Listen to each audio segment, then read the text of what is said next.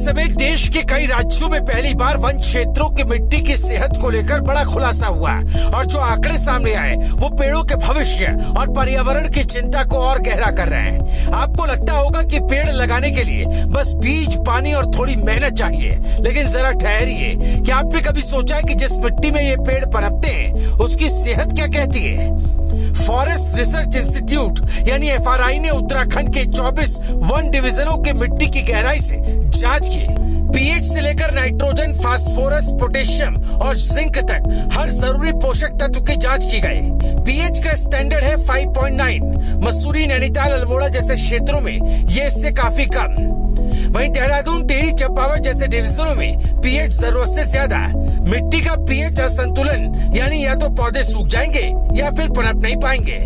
Organic carbon जो मिट्टी की ऊर्जा है, हल्द्वानी में मात्र 0.38% पाया गया, जबकि मानक है 1.81% का। बद्रीनाथ में कार्बन तो इतना ज्यादा निकला कि मानक को पार कर गया, 2.7%। हल्द्वानी डिवीजन में 175.62, स्टैंडर्ड 282.63, तराई वेस्ट 415.49।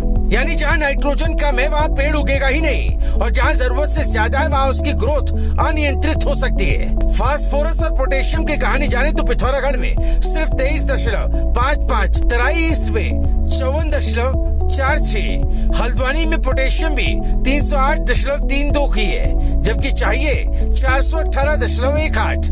पोषक तत्वों का यह असंतुलन मिट्टी के नीचे चल रही है खामोश त्रासदी की तरह है, जिसका असर सालों तक दिखाई देगा। सल्फर, जिंक, आयरन, मैग्नीज और कॉपर की स्थिति जांचे तो जिंक की कहानी कहती है कि हल्द्वानी में ये सिर्फ 0.09 ppm है, जबकि चाहिए 0.87 ppm। आयरन की बात करें तो ये सिर्फ 0.83 ppm है, स्टैंडर्ड है 3.35 ppm का। मैग्नीज की बात करें तो ये मात्र 0.50 ppm है। कॉपर देहरादून में 0.23 ppm, जबकि नरेंद्र नगर में 3.58 ppm। ऐसा लगता है मानो हल्द्वानी की मिट्टी धीरे धीरे पोषक तत्वों से रूठती जा रही है। कहते हैं जड़ें मजबूत हो तो पेड़ हर आंधी से लड़ जाते हैं, लेकिन जब जड़ें जिस जमीन में वही बीमार हो तो फिर क्या उम्मीद की जाए।